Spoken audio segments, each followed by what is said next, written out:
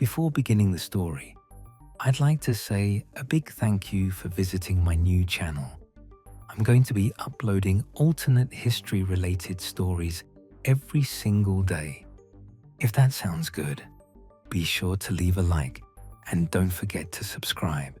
It means a whole lot when just getting started. I hope you enjoy the story.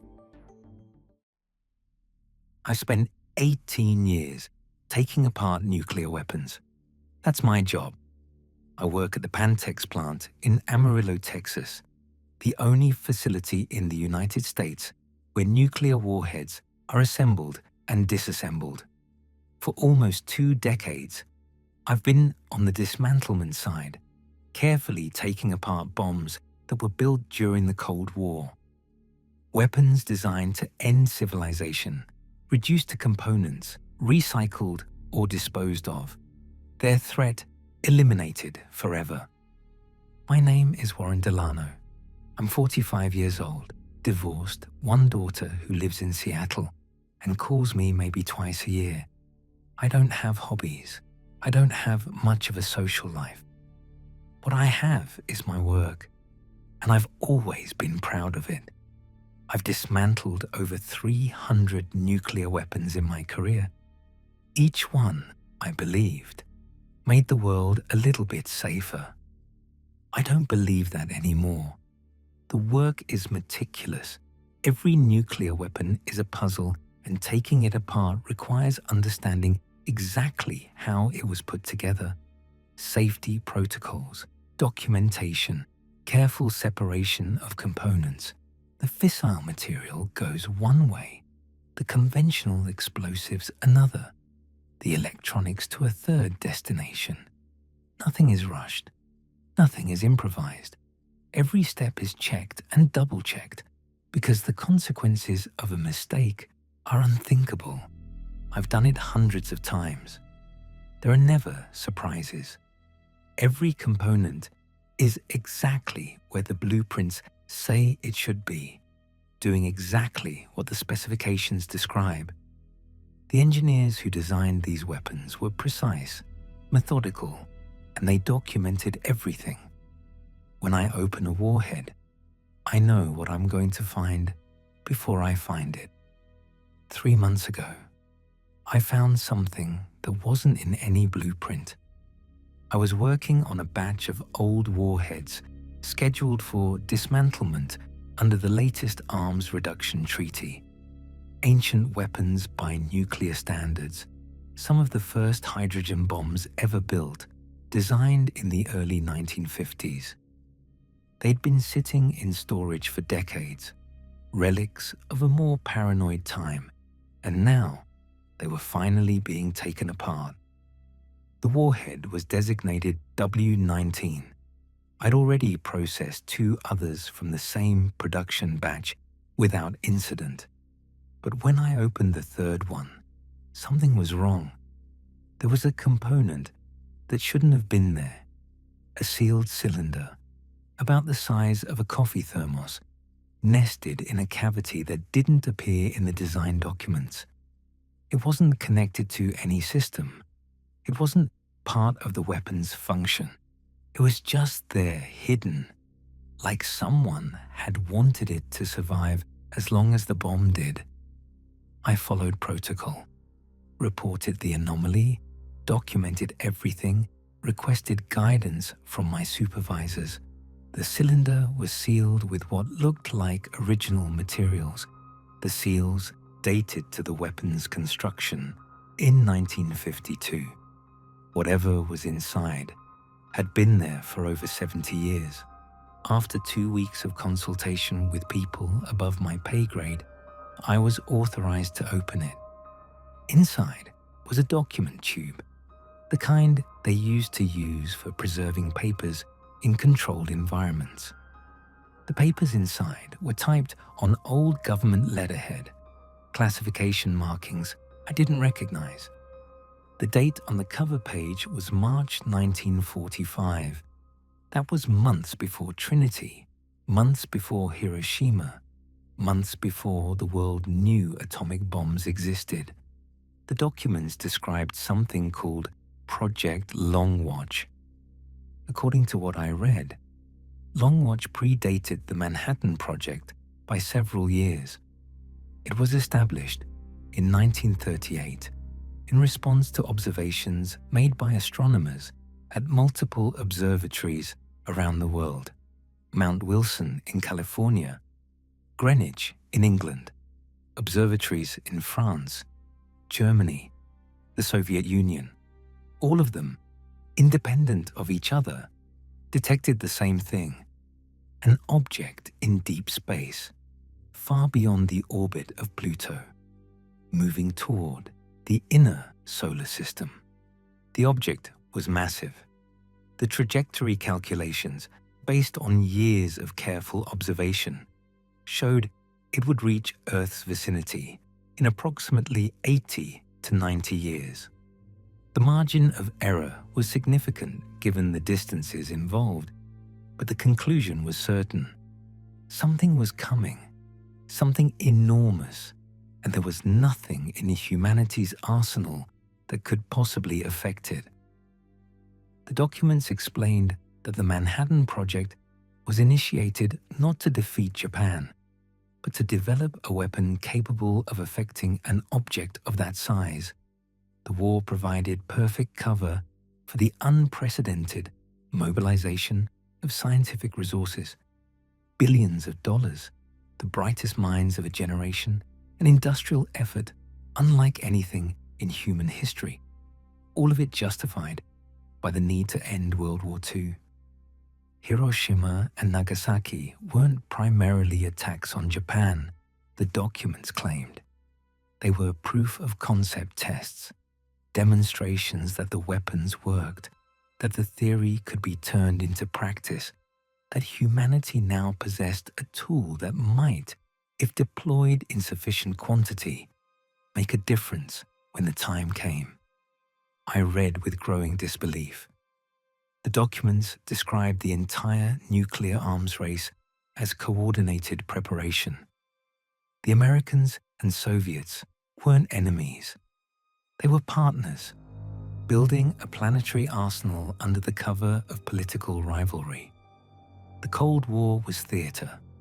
Mutually assured destruction was a convenient fiction that allowed both sides to stockpile weapons far beyond any rational military need. 60,000 nuclear warheads at the peak, enough to destroy human civilization many times over. An insane number if you thought it was about deterrence. A necessary number if you thought it was about defending the planet. Every nuclear power that emerged was brought into the secret, the document said. Britain, France, China, eventually others. The public rivalries masked private coordination. Weapons were positioned around the globe. Delivery systems designed for flexibility. Everything aimed at having a distributed, resilient arsenal that couldn't be wiped out by a single strike. The real purpose was to have enough nuclear weapons in enough locations with enough variety of delivery systems to meet the arrival, to throw everything humanity had at whatever was coming and hope it would be enough. I didn't believe it. I couldn't believe it. It read like a conspiracy theory, the kind of thing unstable people post on the internet at 3 a.m. But the documents were clearly authentic. The paper, the typeface, the classification markings, all consistent with 1945 government materials, and they had been sealed inside a nuclear weapon for over 70 years, preserved in an airtight container, hidden where only someone dismantling the bomb would ever find them. Someone had gone to extraordinary lengths to make sure this information survived. I used my security clearance to access the facility's historical archives. Most of the old files have been digitized, but some haven't. Boxes of papers from the early days of the nuclear program, filed away and forgotten, never considered important enough to scan. I spent my evenings searching through them, looking for any reference to Long Watch, any documentation that might confirm or refute what I'd found. I found references, fragmentary, coded, but there, mentions of something called the approach in memos from the 1950s, budget allocations for long-term monitoring that didn't correspond to any known program, a handwritten note in the margin of a 1961 document that said simply, "Window begins 2024 to 2031. Maintain readiness." I did the math. If something was detected in 1938, moving toward Earth, expected to arrive in 80 to 90 years, the arrival window would be somewhere between 2018 and 2028, accounting for uncertainty in the original calculations, maybe extending into the early 2030s. The window is now. Whatever they were preparing for, it's almost here, and humanity is dismantling its nuclear arsenal. The treaties I've dedicated my career to implementing, New START, the various bilateral and multilateral agreements have reduced the world's nuclear stockpile from that peak of over 60,000 weapons to fewer than 13,000. And the reductions are accelerating. A new international framework committed signatory nations to even deeper cuts. The goal, stated explicitly, is a nuclear-free world within a generation. I've spent 18 years taking apart the weapons that were built to defend the planet. I've dismantled over 300 of them with my own hands, believing I was making the world safer. I needed to find someone who could tell me more. The scientists who worked on the original Manhattan Project are all dead. Their immediate successors are dead or in their 90s. But I searched through records, followed chains of command, looked for anyone who might have been in a position to know the truth. I found a retired Air Force general named Howard Kepler. He'd served in Strategic Command during the 1980s, part of the nuclear war planning apparatus during the final years of the Cold War. He was 87 years old, living in a care facility outside Denver. I drove there on my day off, 12 hours each way. I told the staff I was researching a history of the nuclear program, that General Kepler's insights would be invaluable. They let me see him. He was thin, frail, but his eyes were sharp. His mind was clear. We talked for a while about his career, about the Cold War, about what it was like to plan for nuclear war while hoping it would never happen. He was careful with his words, the habit of a lifetime spent handling classified information. Then I mentioned Long Watch. The general went pale. He asked me to close the door. He was quiet for a long moment, studying my face, deciding whether to trust me. Then he started talking. He confirmed everything. The approaching object was real, he said. Knowledge of it was held at the highest levels of government, shared between nuclear powers through back channels even at the height of the Cold War. Every president since Roosevelt had been briefed, every Soviet premier since Stalin. The public rivalry was necessary cover for the largest coordinated human effort in history. The weapons weren't just bombs, he told me. The designs included specific features meant to be effective in space against a large target. Radiation output optimized for certain effects. Yields calculated for specific purposes. The delivery systems, intercontinental missiles, and submarine-launched weapons were chosen because they could be aimed upward as easily as at another country. The whole infrastructure of nuclear war was dual use by design. But something went wrong, he said. The generation that understood the purpose started dying out. The Cold War ended, and the justification for maintaining large arsenals evaporated. New leaders came to power who had never been fully briefed. The institutional memory fragmented, got lost, was deliberately buried by people who thought it was disinformation or outdated paranoia. The documents that explained the true purpose were archived, forgotten, destroyed in routine purges. The monitoring programs were defunded, their data classified and filed away. New presidents received abbreviated briefings that didn't include Long Watch. By the 1990s, hardly anyone in government remembered why the bombs had really been built. The general grabbed my arm with surprising strength. His voice dropped to a whisper. He said the arrival window has begun. Monitoring stations, the ones that still exist, have detected anomalies in the outer solar system. The object is close now, maybe only years away from Earth. And no one in power remembers why the bombs were built. No one is preparing. The world is disarming at exactly the wrong moment. I asked him why he was telling me this. Why not go public, contact the media, force the government to listen? He laughed bitterly.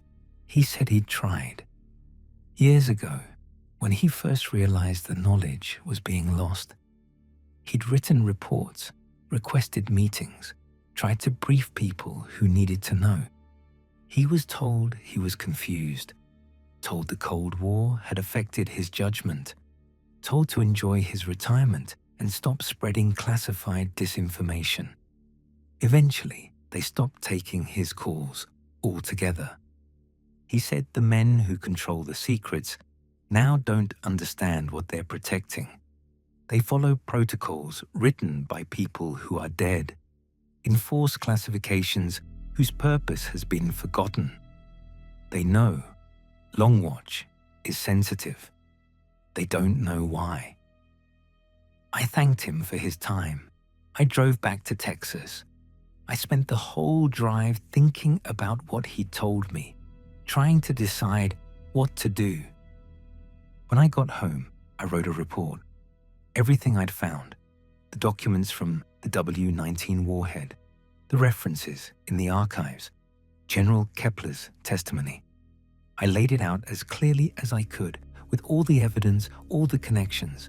I submitted it through official channels, requesting an immediate halt to dismantlement operations pending investigation. 3 days later, I was called into my supervisor's office. There were men there I didn't recognize. Suits, no name tags. The kind of deliberately forgettable faces that government agencies cultivate in certain employees. They thanked me for my years of service. They explained that my security clearance was being revoked, effective immediately. They said my report contained classified information obtained without proper authorization. They said I was being placed on administrative leave pending review. One of them leaned close to me. He spoke quietly, almost kindly. He said I should forget what I found. He said some knowledge was above my pay grade.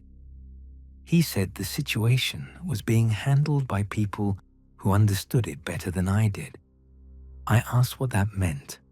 I asked if they knew about the approach, about the arrival window, about what was coming. He just looked at me. His expression didn't change. He didn't answer. They escorted me out of the facility. My badge didn't work anymore. My access to the archives was gone. When I got home, I tried to call General Kepler. The care facility told me he'd passed away 2 days earlier, peacefully, in his sleep. Maybe it was coincidence. He was 87 years old. People that age die all the time. I searched online for any reference to Long Watch. Nothing. I searched for the documents I'd found, any trace of them in declassified archives or leaked files. Nothing. I tried to tell people what I knew, friends, former colleagues, anyone who would listen. They looked at me like I was having a breakdown. One of them suggested I see a therapist. I've thought about it a lot since then, about the men in suits who knew enough to silence me, about the protocols they were following, the classifications they were enforcing. Someone, somewhere, knows the truth, or at least knows that Long Watch is important, even if they've forgotten why. Maybe they've decided it's hopeless. Maybe they've calculated that even a full arsenal wouldn't be enough, that nothing humanity could throw at that object would make any difference. Maybe they'd rather let people die ignorant and peaceful than terrified and fighting. Or maybe the institutional knowledge really has been lost, and the people who silenced me are just following procedures they don't understand, protecting secrets whose purpose was forgotten decades ago, enforcing classifications out of habit rather than necessity. I don't know which possibility is worse. I still live in Amarillo, but I don't work at Pantex anymore. I have a job at a hardware store now. I stock shelves and help customers find the right size screws. It's honest work. It doesn't require a security clearance. I watch the news sometimes. Stories about the success of arms reduction treaties, celebrations when another batch of warheads is dismantled, politicians giving speeches about progress toward a nuclear-free world. Everyone is so proud. Everyone believes they're making humanity safer. I know better. Every one of those dismantled warheads was a bullet we were supposed to fire at something coming from the dark between stars. And we're unloading the gun, one round at a time, smiling and congratulating ourselves while we do it. Last week, I drove out to the countryside, away from the lights of the city. The Texas Panhandle is flat and empty, and on clear nights, you can see more stars than most people have ever seen. I brought a star chart I'd printed from the internet. I'd been studying it for months, memorizing the positions of stars and planets, learning to recognize what belonged and what didn't. I found what I was looking for in the constellation Aquarius, a point of light that wasn't on any chart, faint, barely visible to the naked eye, but definitely there. I watched it for an hour. It didn't move the way a satellite moves, streaking across the sky. It moved the way a star moves, slow and fixed, but in the wrong direction, against the background of the other stars. It's not on any astronomy website. No one has reported it. Maybe it's too faint for casual observers to notice. Maybe the professional astronomers have been told to keep quiet. Maybe no one is looking in that direction because no one remembers why they should. But it's there, and it's brighter than it was last month. I think about my daughter sometimes. She's 23. She lives in Seattle, works at a tech company, has a boyfriend I've never met. She has her whole life ahead of her. She doesn't know what's coming. Nobody does. I could try to warn her. I could call her up and tell her everything I've learned. But what would that accomplish? She'd think I'd lost my mind. And even if she believed me, what could she do? What could anyone do? The weapons are being dismantled. The knowledge is lost. The infrastructure that was supposed to save us is being torn down and celebrated as progress. I stand in my backyard at night and watch that light in the sky. It's the loneliest feeling I've ever known. knowing something terrible is coming and being completely unable to stop it, unable to even convince anyone that it's real. The Manhattan Project was a contingency plan. That's what the document said. A desperate effort to develop a weapon that might give humanity a chance against something we couldn't fight any other way. Our grandparents and great-grandparents built an arsenal to save the world.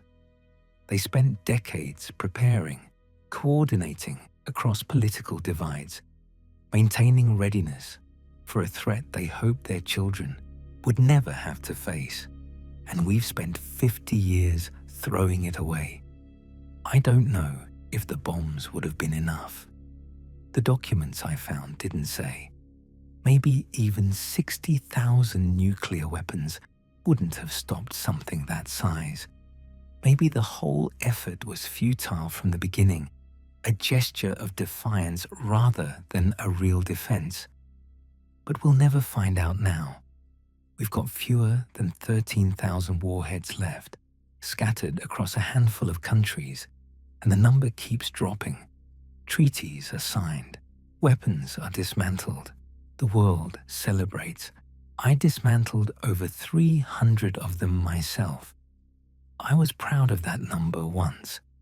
That light in the sky is getting brighter. I can see it without binoculars now, if I know where to look. It won't be long before others start noticing it too.